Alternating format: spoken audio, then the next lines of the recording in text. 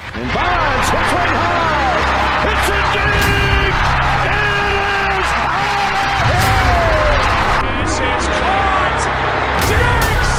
Sideline. Touchdown. Unbelievable. Bryant for the win. Bang. Watch out. He's got getting away from the top speed.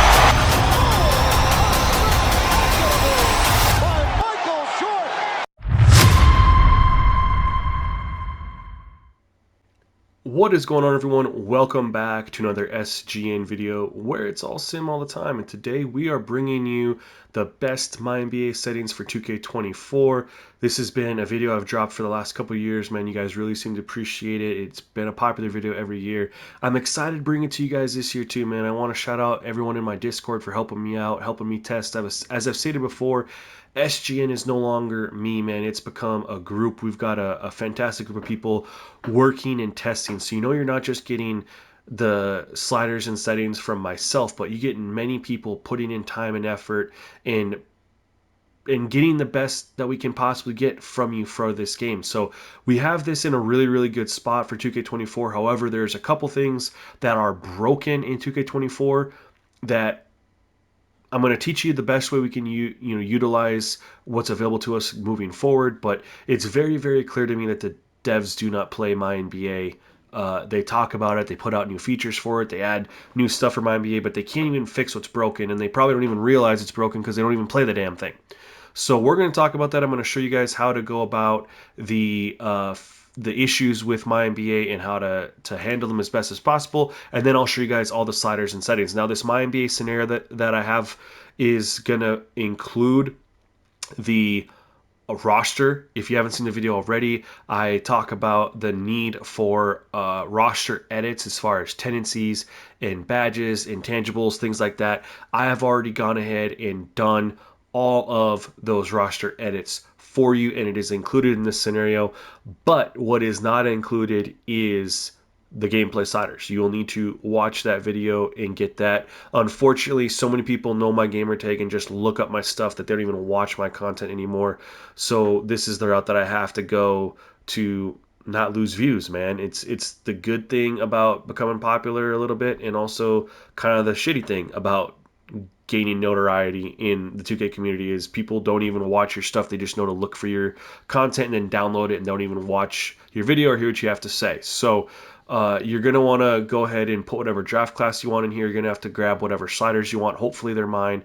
But otherwise, let's go ahead and dive into the video. So obviously, the scenario is going to start off as 30-team control, but we're going to go ahead and, demonstration purposes, we're going to go ahead and simulate to the off-season because I need to talk to you guys about the issues with 2K24 and how we're going to take care of them. So I'm going to go over and switch to just one team here. The team is just going to be the 76ers for the purpose of this video, and then I am going to go ahead and simulate through the end of this season, and we're going to skip ahead and pick up the video there. Okay, so when you finished the NBA Finals, before you go ahead and advance to the NBA offseason, one thing you need to do, yes, this is still broken. The regression slider is still tied to the assist slider in simulation sliders. How does this happen again? Again, I'll tell you, this is proof 2K devs do not play their own damn game, because how do you have a player regression slider tied to the assists in simulation? It makes no sense. So we got to go ahead and bump our player regression rate up to 57, and then we're going to advance to our offseason. Now, you are going to go through your offseason as you normally would. We're going to simulate just for the point of this video, and we're going to go, all the way up to rookie signing. So you're going to go through your offseason like normal, but when you get through with the NBA draft, before you go into rookie signing, this is very key. You need to go back out, and you need to go to settings, and you need to go to team selection, and you need to select everybody. The reason is 2K has very poor CPU roster management as far as who they sign versus who they don't. And this is going to be for the rookie signing, the team player options, and the qualifying offers. So these three things you have to control Every team. For everything else, you control yours. And I will show you why here. We're going to go ahead and hop into rookie signing. And you can see that some of the players that they're signing just does not make any sense. Why would they sign a 70 overall 22-year-old but not pick up a 19-year-old 71 overall for way less money? It doesn't take you very long to go through and see the issues with the 2K roster management and how they determine who they pick up and who they don't. It just makes no damn sense. So you just want to quickly breeze through here, make sure most of the time you're not going to unselect anybody, but what you would do is most of the time add somebody like a 73 overall. Why wouldn't they pick him up? He's 22. For that amount of money, of course you're going to pick him up. They can always cut him or release him later, but for that amount of money, there's no reason that they, shouldn't pick him up. Same here. So most of the time you're just going through here and you're picking up players that they didn't sign that they should have. I haven't ever run into a situation of deselecting a guy. So you're just going to go through here and just select based on overall age in the contract, obviously. So we'll sign him. And again, you don't have to spend a lot of time here. Just kind of go through it. You'll see very quickly all the issues that 2K has with CPU roster management. And it unfortunately extends further than just the rookie signings for the draft. It goes into who they offer, who player options they pick up, as well as qualifying offers. And one reason we've had to go this route is that in all my sims for the contracts, the Pacers never picked up Jalen Duran's contract. He's 19 years old or 20 after a year, and they pick up. He's a 77 overall, through the year or whatever, before progression, and all right, we've made it through here. I'm going through here a second time. Sorry. You'll see here, player options, when we get to it, that the the Pistons do not want to pick up his contract. So what you're going to do here in the qualifying or the offers is you're just going to go make sure that the teams aren't accepting ones that they shouldn't. Maybe it's too much money for their overall, and make sure that like Bruce Brown, definitely decline that for $23 million. You don't need to pay that. Decline the ones where the players are making more money than they should based on their age and overall. But as you can see here, we got to the Pistons, and look at this. Jalen Duren, they're declining to pick up his option, $4.5 million. She's 20 years old, 77 overall, A potential. They don't pick it up. This is how broken 2K's roster management, contracts management is. And this is proof the devs do not play their own damn game. So frustrating. So we're going to go ahead and pick that up, go through. Although everything here makes sense. And just make sure, again, that everything... Sometimes it's better than others. I've gone through and done this several times, and sometimes the CPU makes the right call on who to pick up and who to not, and sometimes they do not. But it's better for you to go through and be safe than otherwise. So once you get through going and making sure that the options that should be accepted are and the ones that maybe shouldn't be aren't, you're going to advance. And now we're going to be at the qualifying offers stage. And again, we're just going to go through and make sure that teams are putting out qualifying offers to players that they should based on their overall, their age, and the amount of money. So again, 70 overall, they're not gonna extend them for $10 million a year. And Isaac Okoro, 75 overall for $12 million a year, probably not either. It's just the way it is. I mean, he'll get re-signed, but not for that much money. And Peyton Pritchard, again, why? He's not going to make that much money. So just kind of go through and make sure the teams are picking up or extending offers to guys that they should based on the overall age and amount of money. And then that they aren't for ones that they shouldn't. It does not take you very long to do this, but it's honestly the only way to have decent roster management in 2K24 because of how poorly. Again, Chuma Kiki is a 70 overall for $7.5 million. Nah, you can get better players for less money at 70 overall. But this is the only way to make things work. He's 75 overall for 11 million. This is one that's hit or miss because he's 23. Okoro was a little bit older and was more money, same overall. This is a hit or miss one. We're gonna stay with it, and we're gonna keep going here. Obita, he's 26 years old, 74, 10 million. Nope. Aaron Naismith, yes, probably. We can go there. He's 70 overall for 10 million. Not happening, right? Definitely want to make sure Wiseman gets picked up. Killian Hayes, he's 22 and a 72. This is a tough one. This is one you could pick up or you could not pick up.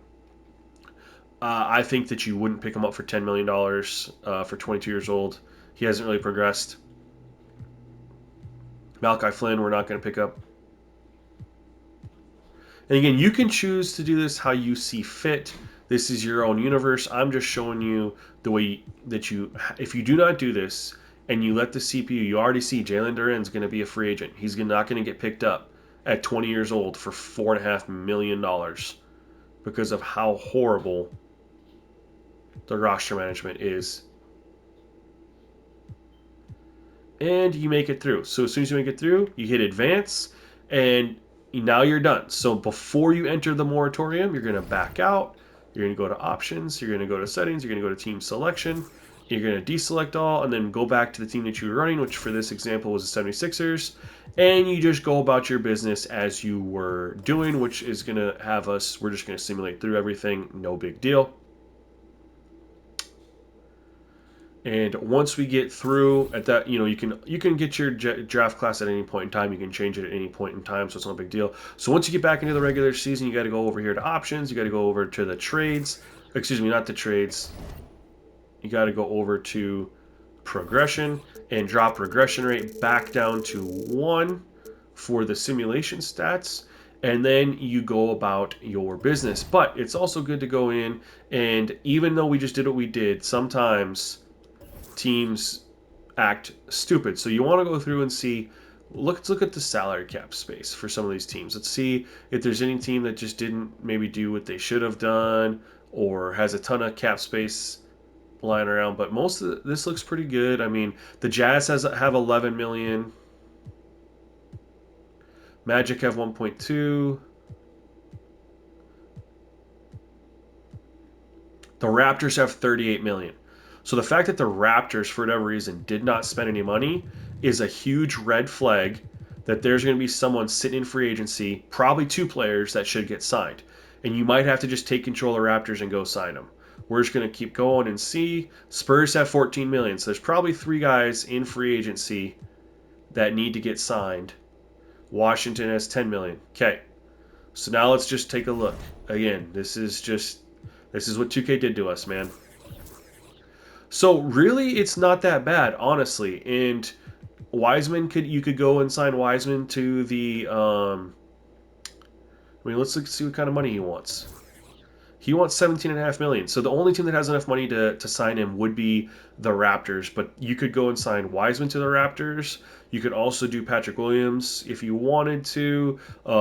Cam Reddish. Let's see how much he wants. He only wants $5.5 million. So you could go and look at those teams that had the money to afford Cam Reddish, and you could go ahead and sign him to one of those teams. Patrick Williams is young, wants a decent amount of money. The only team that can afford Pat Williams or Wiseman is the Raptors. Potentially sign him to both, or sign both of them to the Raptors. Let's take a look at their roster. So they got point guard, shooting guard, they need a little help. They have Scotty Barnes. They signed Miles Bridges. So, I mean, honestly, they could use a backup center in Wiseman, and they could add Patrick Williams here because Miles Bridges could always play the 3. well, I guess Scotty Barnes is here, but you could rotate that around a little bit, and you could go ahead and for sure give them Wiseman or Patrick Williams or both. Honestly, there's no reason not to give them a little bit of depth. Chris Boucher is 31 years old, $10 million contract. They might try to move that contract or get out of that contract. So there's really not a reason not to do that. But again, sometimes you just got to go in and take a look at the free agent pool and make that decision and help the CP out. Otherwise, go ahead and go about your business. Now I'm going to go ahead and show you guys the sliders if you guys decide to set up something on your own. I do have a scenario for you, which I will show here in a minute. But first, we're going to go through and show you guys all the settings. And I'll show you guys the scenario where to find it at the end of showing you all these settings. So stay tuned for that.